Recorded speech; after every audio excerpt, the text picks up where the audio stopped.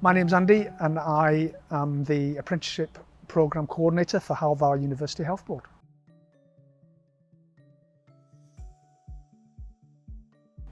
My favourite thing about the job is making a difference to all people really, but young people that might not have the opportunity to get employment in the NHS if it wasn't for apprenticeships.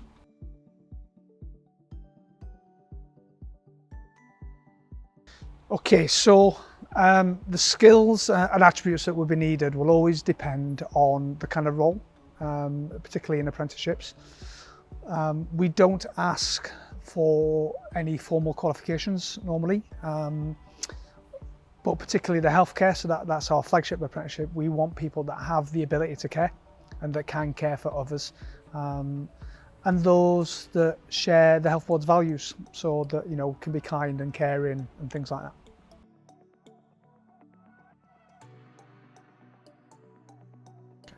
So we have lots of opportunities across the health board for young people. So for example, we have volunteering and work experience, which can be organised at any one of our sites. In terms of employment, we have quite a wide range of apprenticeship pathways, healthcare being our sort of primary one, our flagship one. But we also have apprenticeships in engineering, in corporate governance, so those apprentices will be looking at things like corporate law and contracts and things like that. I've got apprentices in digital services that working in IT, everything from the sort of help desk to quite serious programming. I've got apprentices in learning and development. We're about to have apprentices in things like recruiting and resourcing and things like that.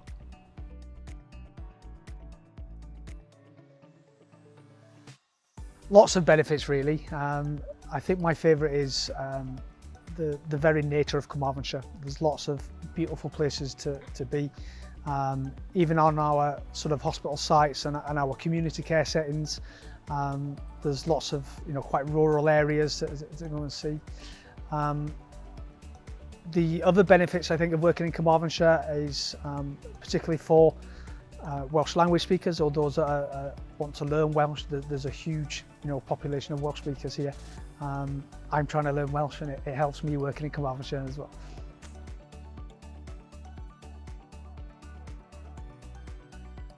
Okay, so there's lots of opportunities for young people to develop their careers.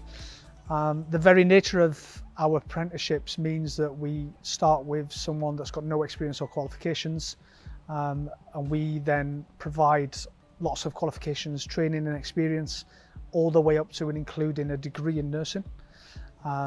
Beyond that then, once a qualified nurse in that sense, the opportunities are incredible to specialise, to stay on sort of general medicine wards, or to go into things like community settings, or outpatients and run clinics and things like that. So yeah, there is a real possibility of progressing all the way up to the top of the health board. One of our directors actually started as an apprentice and has made it all the way to director, so yeah.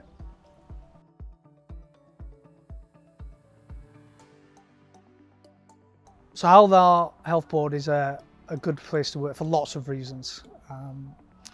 We offer quite a huge range of support and backup for all of our staff. So from our apprentices to all the way up to nurses and doctors.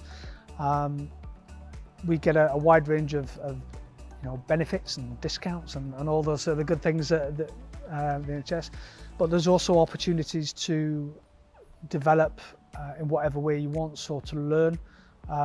We will even provide some funding if you want to learn how to sew. We can provide funding towards that, as well as the sort of more professional development. We have got, if I remember, somewhere in the region of 30 odd different courses that you can learn Welsh or practice Welsh if you're already a Welsh speaker. But above all that, Hywel is very much a family. Our sites, hospitals they're fairly small compared to some of the bigger cities, so everyone tends to know each other. Everyone, you pass people in the corridor that and everyone is quite welcoming and friendly.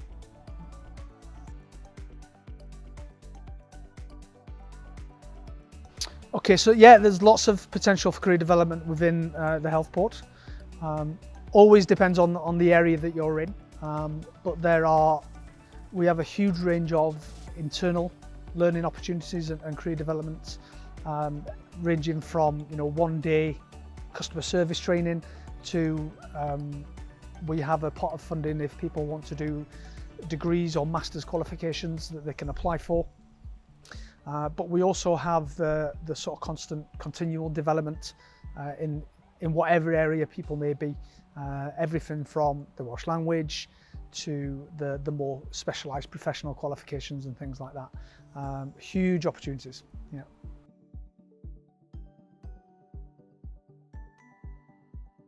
There are a wide range of benefits of employing apprentices, not least at which that we recruit from our local area. The entire job of the health board is to care for our local people. Having local people care for our communities is a massive benefit of taking on apprentices. We also find that if we recruit through apprenticeships, that those apprentices are more likely to stay and progress within the health board as well. But I think my favourite benefit of taking on an apprentice is they bring on a fresh perspective, a new pair of eyes, new ideas. Apprentices very much are here because they want to be here, and they bring a whole range of new ideas that are already helping the health board in a wider picture.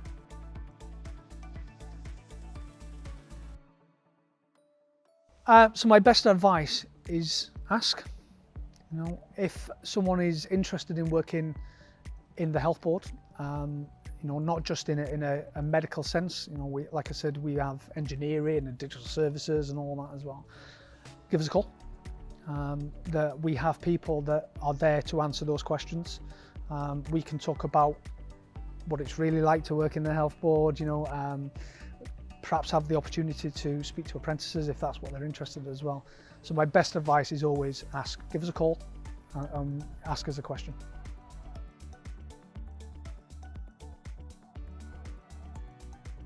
So the skills you need to be successful within any role in a health board, you've got to be a people person.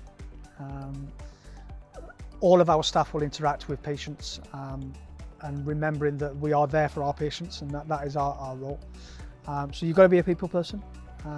You need to be able to listen and have things like the softer skills like empathy and understanding and things like that. You don't always need those hard skills and qualifications, but it is all the skills that we would ask are for people that work with people, so they can talk, they can care, all that sort of stuff.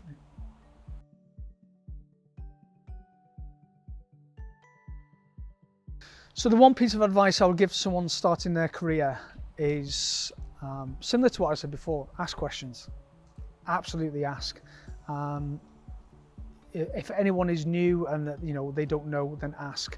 But there's so much going off. There's so many interesting things. If they ask questions, that's how they're going to learn. It's a really busy environment, but people will always stop and answer a question.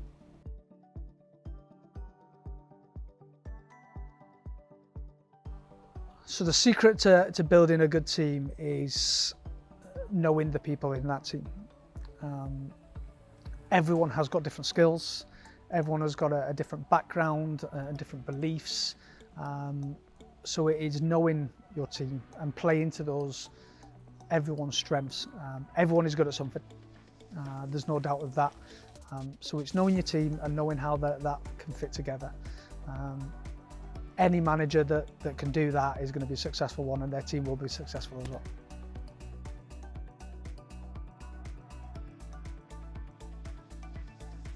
There's lots of myths, I think, about working in a health setting.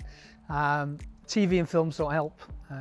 Everyone seems to think it's like working in casualty or ER or anything like that, and it's not the case. Sometimes our work in a health board setting is about talking to people, talking to families as they come in, sitting with a patient and having a chat, just asking how they are as you're walking past. It's not all big emergencies and sirens and people running through buildings and things like that, you know. That does happen. We do have emergencies, particularly in a care setting, but it's not quite like it is in the films.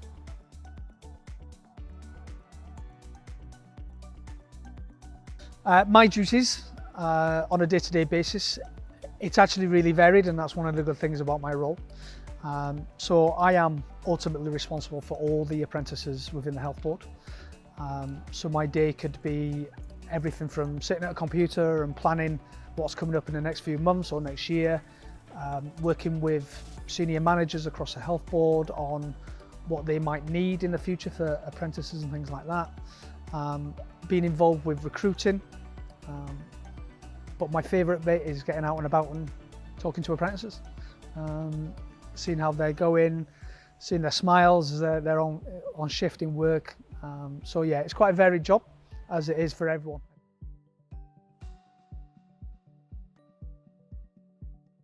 Welsh language skills have helped how they develop. As I said previously, we have quite a large Welsh speaking population, and absolutely our patients should be spoken to in the language which they prefer, and they should be able to have that without asking for it. So we are quite keen in developing, even if it's basic Welsh, just say good morning, hello, asking how people are, and having that opportunity just to make our patients and families and visitors feel welcome as they come in. And we often find with, you know, perhaps some of our older patients, things like that, that they will revert back to Welsh if that was their first language. So it is, the Welsh language helps actually just to make people feel like, you know, they're welcome in the site.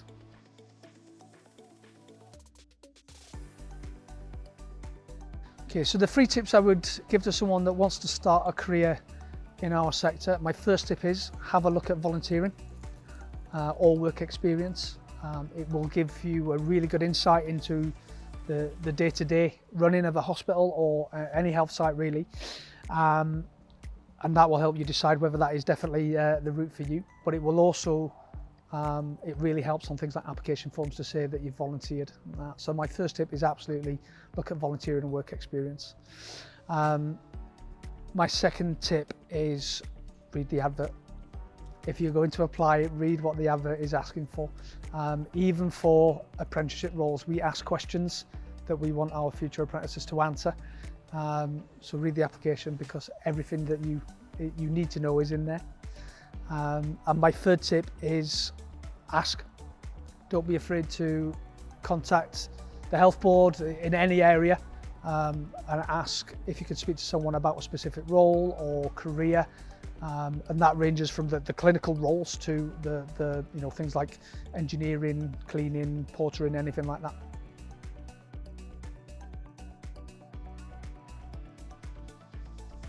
So the application process for apprentices, we actually is the same process for all staff or all potential staff.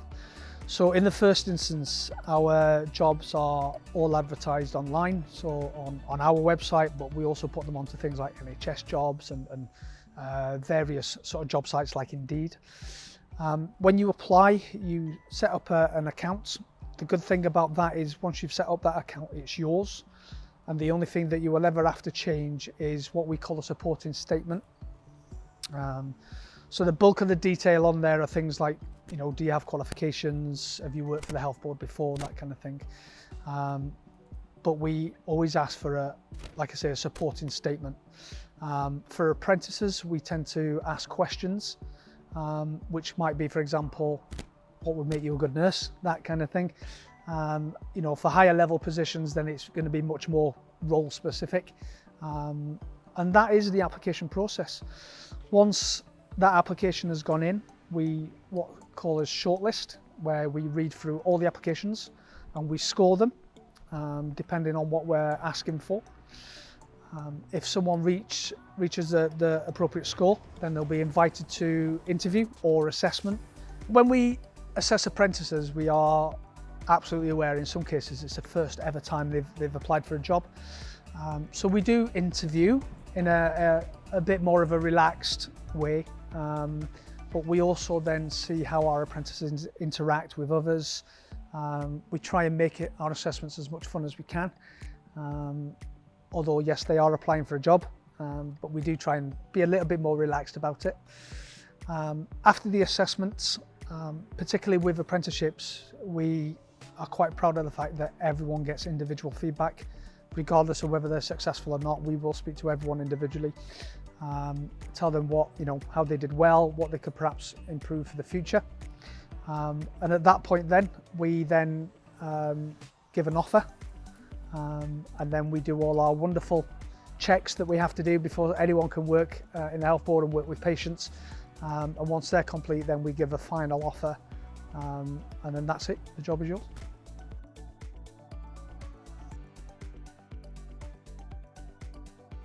So our apprenticeship qualifications lead to a job. We are, again, extremely proud of the fact that we won't offer an apprenticeship unless there is a guaranteed role at the end of that apprenticeship. That role will always depend on what apprenticeship that it is. So our healthcare apprentices are guaranteed a nursing role. At the end of it, they will come straight in as a nurse in one of our sites. And that is it's the same for all of our apprenticeship routes. So our engineering apprentices will be either mechanical or electrical engineers within the health board. We have a workforce apprentice who's he will be a learning and development officer when he's completed. So all of our apprenticeships lead to a job at the end.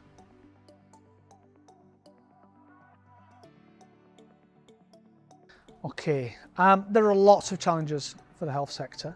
And some of them are unique to the area, I think. One of the main challenges is you can't guarantee what's going to happen. People get ill at all times for all different sort of reasons, and we can't necessarily control that. What we can control is the care that they receive. So it is an unpredictable industry sometimes, I think, in terms of that.